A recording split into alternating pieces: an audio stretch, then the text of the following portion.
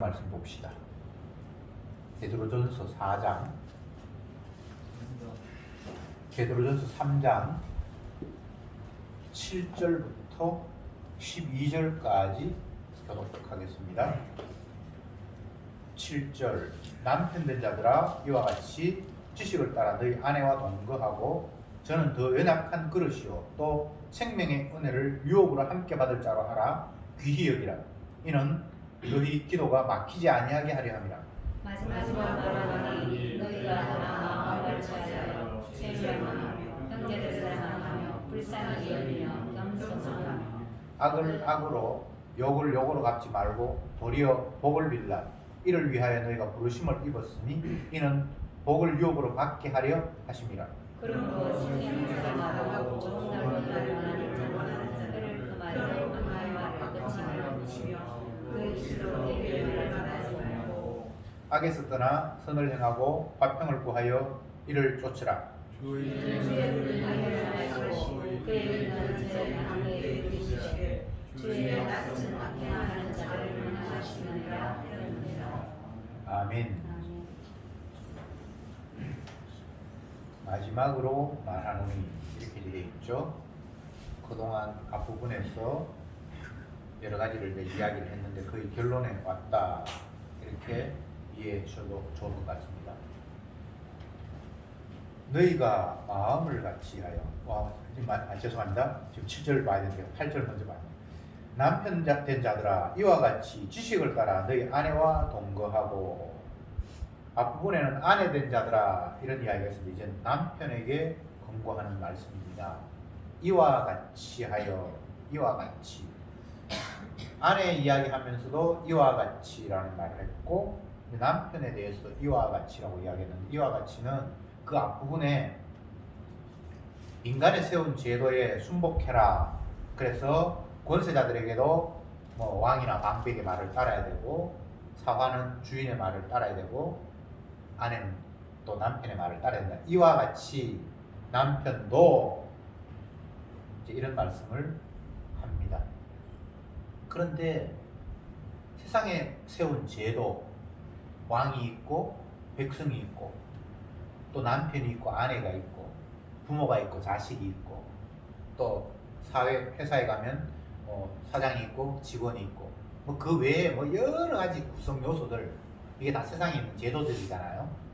근데 그것들을 세상에 있다고 해서 무시하거나 외면할 것이 아니라 하나님께서 세운 제도이기 때문에 주를 위해서 때로는 억울할지라도 따라야 된다, 이런 이야기들을 하면서 이와 같이 남편도 아내에게 사랑으로, 연약한 그릇이니까 아낌으로 그를 보살펴야 한다, 이렇게 말씀을 시작하고 있습니다. 그런데 이 모든 것들이 이유가 있어요. 주를 위하여, 주를 위하여. 모든 피조물들은 주님이 자기 영광을 위해서 만들어 주셨잖아요. 그러니까 무엇을 해도 바울의 표현으로는 먹어도 마셔도 사나 죽으나 다 주를 위하여, 주를 위하여. 남편이 아내를 연약한 그릇으로 아끼고 사랑하고, 또 에베소서 같으면 아내를 위해서 죽을 수 있고, 이 모든 것이 다른 것이 아니라 주를 위하여, 주를 위하여. 주를 위한다는 것은 우리의 모든 삶을 다 죄로 규정합니다. 인간은 어떤가요? 어떻게 사나요? 나를 위하여. 먹든지 마시든지 나를 위하여. 이거 물어볼 것도 없어요. 왜 그거 하는데? 자기가 좋으니까, 하고 싶으니까, 나한테 이익이 있으니까.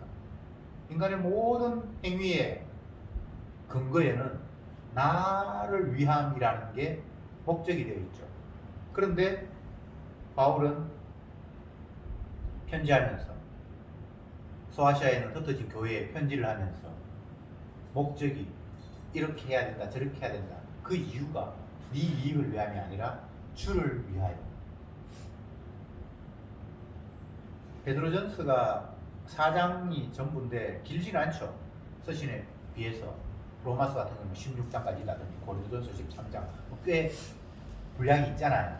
그에 비해서 베드로전서 3, 4장 정도 되는데 앞부분에 시작을 하면서 어떻게 편집글이 시작이 되는가 하면 예수 그리스도의 핏부림을 위하여 선택된 너희들에게 내가 편지한다 이렇게 되어 있거든요. 성도를 예수 그리스도의 핏부림을 위해 이렇게 되어 있습니다. 구원시키기 위해가 아니고 천국 넣어주기 위해서가 아니고 복 주시기 위해서가 아니고 예수 그리스도의 핏부림을 위해서 선택받은 너희들은 이러이러해야 한다. 그게 이와 같이 다 연결되는 이야기입니다. 지식을 따라 너희 아내와 동거하고, 그래서 지식을 따라라는 말은 예수 그리스도를 아는 지식, 복음의 지식을 따라서 아내와 동거하고, 그냥 아내와 동거하면 결혼했으니까 내 아내니까 동거하는 게 당연한데 그런 식으로 말하지 않고 예수님을 사랑하는 그 지식을 근본으로 바탕으로 해서 아내와 함께 살고 이렇게 이야기를 하고 있습니다. 여기에서는 지식, 그리스도를 아는 지식, 복음의 지식, 주님에 대한 십자가에 대한 지식을 바탕으로 아내와 동거하고 이렇게 이야기하는데 이게 반대의 경우는 1장 14절에 보면 너희가 알지 못하던 때에 이런 표현이 있습니다. 복음을 알지 못하던 때에 십자가를 알지 못하던 때는 이렇게 살았지만 이제는 지식을 따라 2장 15절에는 어리석은 자의 무식한 말을 따르지 말고 이것도 복음의 지식이 없을 때 그죠? 어리석을 때. 근데 이제는 복음의 지식을 알았으니까 그 복음의 지식을 바탕으로 아내와 동거하고 불신자들은 복음을 모르니까 지식을 따라 동거하고 이런 말이 무슨 말인지 모르죠. 그냥 부모니까 동거하는 거지. 근데 베드로는 그렇게 말하지 않습니다. 예수 그리스도를 아는, 십자가를 아는, 예수 그리스도의 피로 뿌림을 받은, 피 뿌림을 위해서 선택받은 그런 지식을 바탕으로 아내와 동거하고 이렇게 되면 늘 이 남편은 아내를 향해서 그리스도의 핏부림을 받았다라는 사실을 온몸으로 보여주는 거예요. 동거 자체가.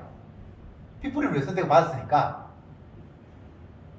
아내와 동거한다는 말이 그냥 알콩달콩 사이좋게 뭐 합방해서 살아 뭐 이런 이야기가 아니고 주님이 너를 남편으로 세웠고 또 네 아내를 너의 아내로 두었는데 이렇게 된 것은 예수 그리스도의 핏부림을 위해서 주님께서 그런 환경을 조성하셨고 그렇기 때문에 아내와 동거할 때에 지식을 따라 아내와 동거해라. 예수 그리스도를 아는 지식, 복음의 지식, 핏부림에 대한 그런 것들을 바탕으로 해서 그 아내와 함께 살아야 한다라고 이야기를 하고 있습니다. 에베소서에서는 남편의 역할을 그리스도, 아내의 역할을 교회 또는 성도라고 말하고 있습니다. 그러니까 남편은 그리스도의 역할을 해야 되니까 당연히 아내를 위해서 모든 것들을 다 담당해야겠죠.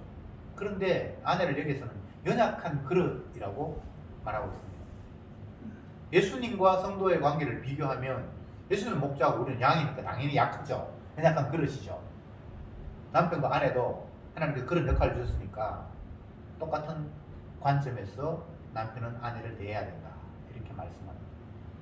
그러면 이런 반문이 있을 수 있죠.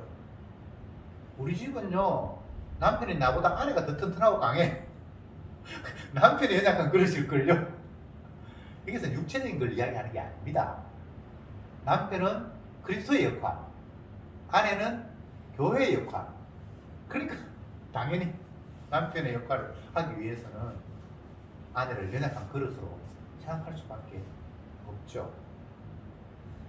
가정제도가 우리 편리하라고 주님께서 마련하신 게 아니고 알콩달콩 행복하게 살아가고 가정제도를 마련하신 게 아니에요.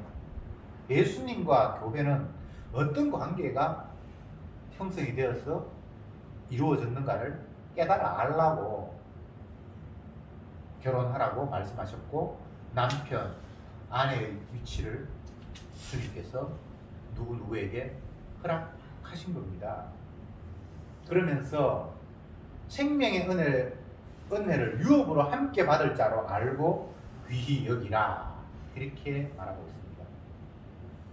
생명의 유업을 받는다. 이건 뭐 영생을 유업으로 받는다, 천국을 유업으로 받는다, 뭐 이렇게 해석해도 무방합니다.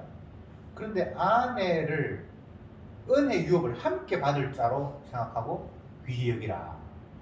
그러니까 지체라는 거예요. 지체. 그리스도가 머리고 성도는 그 몸의 지체잖아요. 주님이 구원을 얻으면 그 지체가 다 함께 딸려가잖아요. 아내를 그런 식으로 인정하며 살아라는 거예요. 그러면 그렇게 인정하면 아내가 예수 안 믿어도 구원 얻습니까? 그 이야기는 아니고, 이거 상황극이잖아요. 그리스도의 역할, 교회의 역할을 하는 게 남편과 아내니까 구원 얻고 못 얻고 그걸 갖다 우리가 따지는 게 아니고요. 그냥 한 몸이라고 생각을 하면서 아내를 귀히 여기라는 거예요. 내 몸인데 내가 손가락은 이건 별 볼 일 없어, 이건 무시할 거야, 이건 안 되잖아요. 그렇죠, 그죠? 그러니까 남편이 당연히 아내를 귀하게 여겨야 된다는 거예요. 근데 그리스도를 따라 아는 지식이 없으면 이 남편과 아내의 관계를 교회와 그리스도 관계라고 생각을 안 하면 아내를 학대할 수도 있고 부려먹을 수도 있고 뭐 여러 가지 상황이, 나를 안 따르면 이혼할 수도 있고 여러 가지 상황이 있을 수 있잖아요. 근데 그리스도를 아는 지식에 따라서 아내와 동거해야 되니까 남편은 세상적으로 아내가 뭐 순종을 하네 안 하네, 반찬을 뭐 하네 안 하네, 집안 살림을 잘하네 안 하네, 이런 걸 지금 따지는 게 아니에요. 남편은 그리스도의 역할, 아내는 교회의 역할. 그러니까 귀히 여기고 그를 연약한 그릇으로 보살펴야 한다는 거예요. 가정 행복을 위해서가 아닙니다. 그리스도를 보여주기 위해서. 핏부림의 의미가 어떤 것인가를 전파하기 위해서. 그러니 세상적인 부부의 뭐 책임, 역할 이런 거와는 전혀 다른 이야기를 성경이 하고 있습니다. 지식을 따라, 그리스도를 아는 지식을 따라 아내와 동거하고, 이거를 놓치면 안 돼요. 그 다음에 이제 마지막으로 8절에 말하노니, 이제 여러 사람들, 형제 전체를 이야기하고 있습니다. 너희가 다 마음을 같이하여 체휼하며, 체휼이라는 것은 몸으로 직접 경험하는 것. 형제를 사랑하며 불쌍히 여기며 겸손하며 악으로 악을 욕으로 욕을 갚지 아니하고 도리어 복을 빌라. 너희가 부르심을 입었으니 이는 복을 유업으로 받게 하려 하심이라. 여기 형제를 대하고 사랑하는 것도 역시나 주를 아는 지식에 바탕이 있습니다. 그냥 형제니까 사이좋게 지내야지, 불화하는 것보다는 사이좋게 지내는 게 더 낫지 않냐, 이런 이야기를 하는 게 아닙니다. 그리스도의 역할들을 하는 가운데에서 형제를 대하는 거예요. 그래서 유업을 받게 하랴. 그도 한 지체라는 것을 인정하는. 지체면 예를 들어서 나도 지체고 형제도 지체잖아요. 나는 발가락이고 형제는 손가락이고 칩시다. 그럼 손가락이 발가락을 무시하거나 외면할 수 없잖아요. 그렇지, 한 몸이니까. 그래서 서로 아끼고 모자라면 도와주고, 이런 관계가 성도 간의 관계라는 겁니다. 유업을 함께 받는다. 참 이런 표현들이 세상적인 관점에서는 어려운데 복음 안에서 그리스도의 지체라는 관점에서 보면 굉장히 자연스러운 표현이에요. 그렇잖아요. 한 지체니까 유업을 함께 받는 거죠. 성도인데 누구는 유업을 받고, 엉터리 없는 신앙인들이 천국 가면 누구는 열심히 일해서 건멸류관 5개 받고 어떤 사람 개털 모자 쓰고, 그런 게 없습니다. 한 지체인데. 그렇잖아요. 지체는 몸에 붙어 있잖아요. 하나님이 그 아들 그리스도를 살렸죠. 부활시켰죠. 그러면 그 지체인 성도들은 그냥 그리스도 한 몸이잖아요. 그게 영생이잖아요. 그게 주 안이잖아요. 주 안에서. 그런데 누구는 개털 모자 쓰고 누구는 면류관 쓰고, 이게 지금 말이 됩니까? 지체인데, 한 몸인데 음식을 먹으면 다 영양이 공급을 받죠. 누군가가 시원한 곳에 가면 발가락도 시원하고 손가락도 시원하지. 무언가가 지금 따로따로가 아니잖아요. 그게 유업을 함께 받는 자다라는 겁니다. 성도는, 형제는 그런 관계라는 거예요. 왜 우리는 계속해서 나를 자꾸 따로 분리해서 생각할까요? 내가 네하고 같이 가면 내만 손해야. 그래서 너 버릴 거야. 세상에는 이것이 충분히 가능한 이론이죠, 그죠? 뭐 걸러적거리고 불편하면 떼놔야죠. 심지어는 자녀도 부모도 불편하면 떼버립니다. 예. 그런데 성도, 주 안에서 교회된 것, 지체된 것, 하나가 된 것이라는 관점에서는 그런 개념이 성립할 수가 없습니다. 예수님께서 이 땅에 오셔서 활동하시던 모습, 말씀하시던 내용들을 보면 참 이해가 안 되고 정말 이상한 게 너무너무 많아요. 뭐가 그렇게 이상하고 뭐가 그렇게 엉뚱한가 하는 예를 들어보면, 예수님이 바리새인의 집에 초대를 받아서 가셨는데, 사실 바리새인들이 예수님을 초청한다는 것도 엄청난 결단이에요. 그러면서 물론 그 초청의 의미가 정말 환대한다는 의미도 있지만, 대부분은 진짜 이 사람이 메시아 맞을까 아닐까 테스트하는 의미가 사실은 깔려 있을 거예요. 바리새인들이 예수님을 초청했을 때는. 그래서 예수님을 불러서 대접을 하는데, 초청도 안 한 엉뚱한 여인이, 질 나쁜 여인이, 죄인이라고 소문난 여인이 또 들어온 거예요. 그래서 향유를 꿰뜨려서 예수님의 뭐 발에 붓고 머리에 붓고 막 이런 일이 벌어진 거예요. 복음서에 그런 이야기가 나오잖아, 그죠? 그런데 그때 바리새인들의 태도를 보면 잘 됐다. 예수님은 그래도 참 메시아인지 아닌지 알고 싶었는데 멋진 지금 테스트거리가 됐다. 구약의 율법에 의하면 하나님의 사람들은 죄인들과 같이 하지 않아요. 심지어는 어떤 사람이 초상을 당해서 시체와 가까이 했다. 그러면 그거 하루 동안 부정해서 함께 하지도 않아요. 그리고 뭐 죄인, 여기는 창기인데 행실이 나쁜 성적인 그런 여자, 이런 사람하고는 같이 식사를 한다거나 하는 거는 구약 율법에 보면 이거는 있을 수 없는 거예요. 나도 같이 더러워져 버리니까. 그런데 예수님은 하나님의 아들이라 그러면서 식사를 하고 있는데 죄인이 왔다. 근데 그것도 막 옥합을 깨뜨려서 예수님 발에 붓고 뭐 머리털로 뭐 씻고 뭐 이런 이상한 일이 벌어지잖아요. 그랬을 때에 바리새인들의 시각에는 그래, 잘됐다. 이 사람이 진짜 구약 율법을 예수가 지키는지 안 지키는지 보자. 근데 예수님이 그를 재수없다고 쫓아내거나 죄인으로 규정합니까? 그렇지 않잖아요. 오히려 여인을 칭찬하잖아요. 이 여인이 한 일을 영원히 기억할 것이다. 또 이 사람은 나의 장래를 미리 예비했다. 어쨌든 좋은 말을 막 한단 말이죠. 그랬을 때 바리새인들의 마음속에 어떤 생각 가졌겠죠? 메시아일 수 없어. 구약의 율법을 정반대로 지금 행동하는 어떤 이런 사람일 수 있어. 그럴 때 예수님이 뭐라고 합니까? 그 속마음을 다 읽고, 너희들은 내가 집에 올 때에 발 씻을 물도 안 내놨는데 이 여인은 자기가 가장 귀한 옥합을 깨뜨려서 내 발을 씻었다. 쉽게 이야기하면 너희들보다 얘가 더 거룩한 사람이야 라고 지금 예수께서 지적하고 있잖아요. 근데 유대의 율법에서 관점에서 보면 예수님 말이 사실 말이 안 맞는 거예요. 창녀가 평생 창녀짓 하다가 돈 벌어서 옥합 깨뜨리면 그 한 번으로 예수님을 영접하는 게 됩니까? 아니잖아요. 그래서 죄인이 함께 한다. 죄인인 줄 알아보지도 못하고 그가 베푸는 것에 대해서 막 기분 좋아서 이 여인이 나의 장례식을 예배했다 뭐 칭찬할 수 있는 그런 대상인가요? 인간의 논리로는 그게 말이 안 되는 거예요. 앞 시간에 제가 성경 공부 때 말씀을 드렸습니다만, 중풍병 걸려서 그거 나으려고 찾아왔는데 죄 사함 받았느니라. 이 생뚱맞은 이야기잖아요. 그때 그것도 안식일이고, 안식일에는 노동하면 안 돼요. 치료하는 행위는 노동이에요. 일하는 거예요. 그렇죠, 그죠? 근데 죄 사하는 거는 더 엄청난 일인데 사람이 죄를 사할 수 있습니까? 하나님을 모독하는 거잖아요.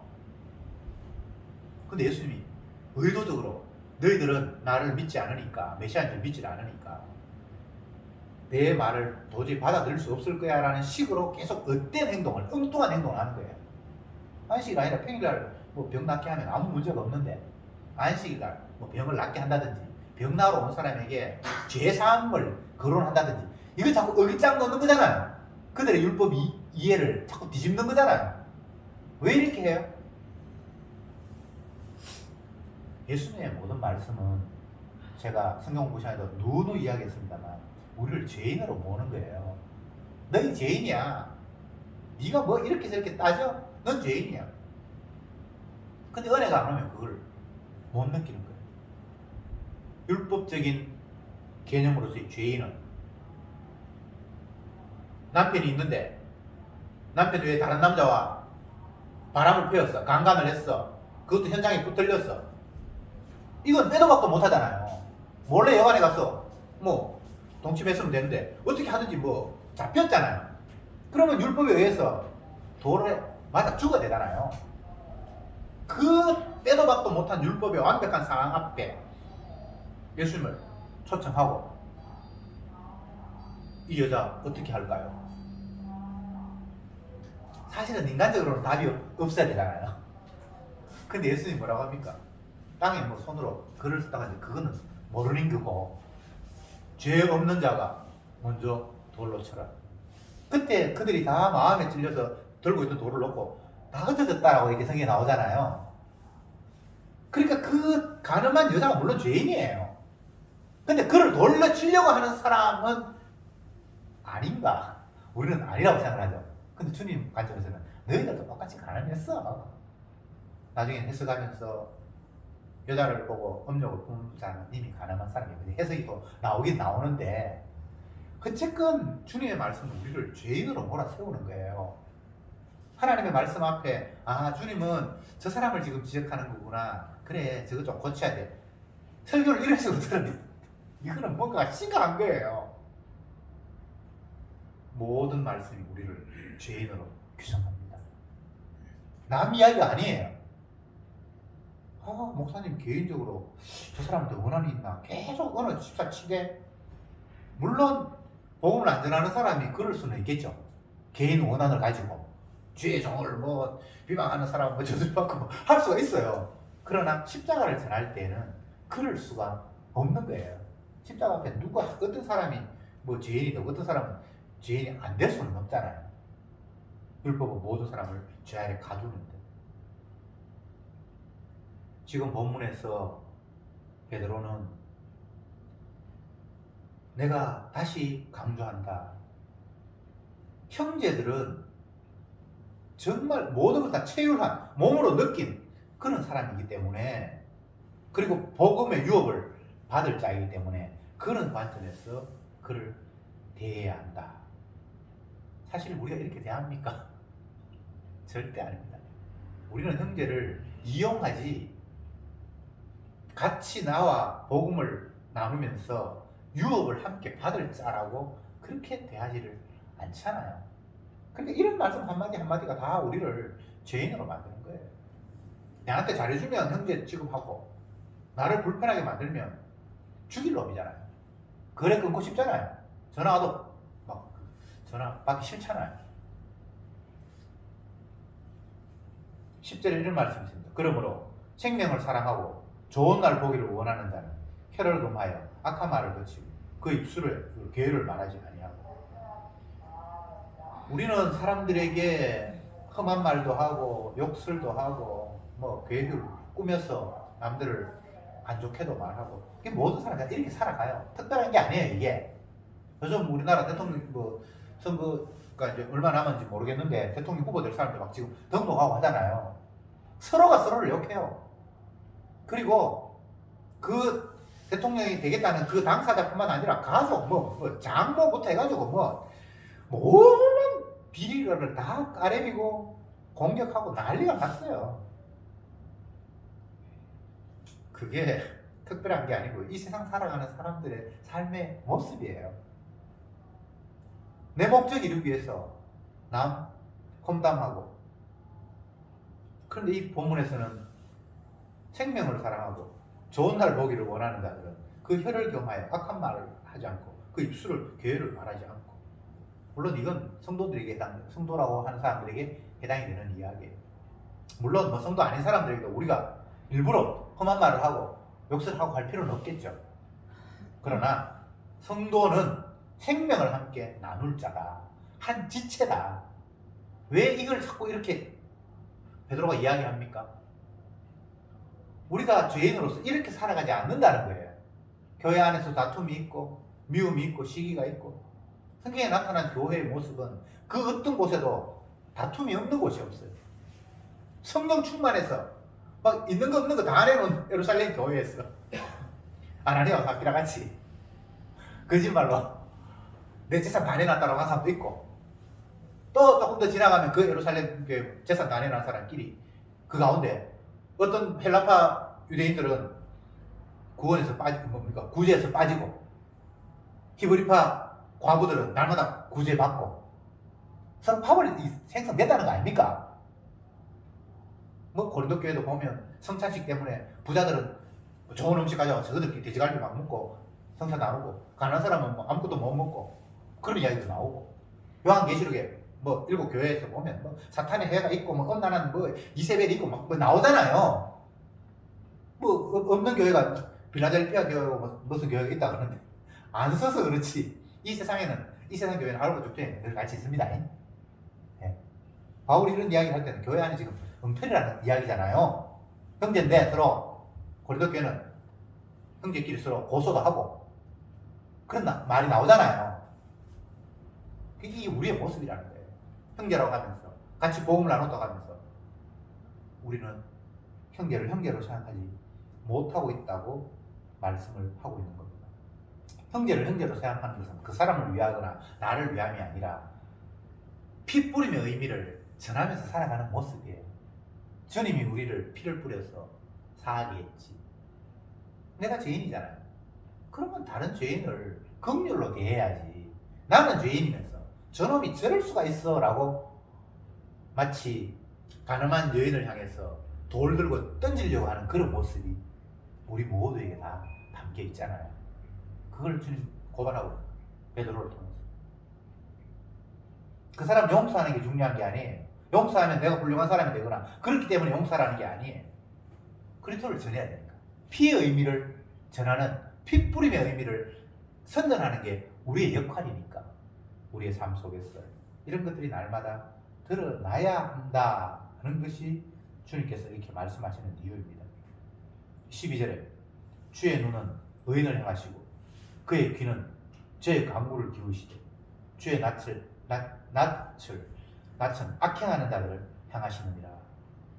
이게 당신의 백성과 당신의 백성이 아닌 사람을 나누는 거예요. 주님은 자기 백성에게는 용서로 다가가요. 그러나 아닌 사람에게는 주님께서 심판하시죠. 그러면 주님의 엄하신 판결 앞에 나는 의롭습니다 라고 평가받을 수가 있나요? 누가? 아무도 없어요. 마치 가늠한 여인을 향해서 수많은 사람들이 돌을 들었듯이 저 사람의 죄와 내 죄는 질이 다르다라고 생각을 할 수밖에 없죠. 항상 비교하니까. 근데 주님이 보실 때는 그놈이나 다 돌마다 죽어야 될 존재라는 거예요. 그리고 우리 성경을 보면서 날마다 나를 이렇게 완악한 죄인으로 규정하시는 그 주님의 말씀 앞에 꺾어지는 은혜, 부서지는 은혜. 화로다 나의 망하게 되었도다 라는 그런 고백. 나를 떠나소서 나는 죄인입니다. 베드로가 그런 고백을 하잖아요. 고기를 잡았는데 주님의 말씀에 따라서 배 오른편에 그물을 던지라 그래서 고기를 잡았는데 주님을 보면서 주여 나는 죄인입니다. 나를 떠나소서. 고기 잡은 거하고 지가 죄인으로 드러나는 거하고는 굉장히 이 상황이 저는 연결이 안 되잖아요. 그리고 믿음이 온 거예요.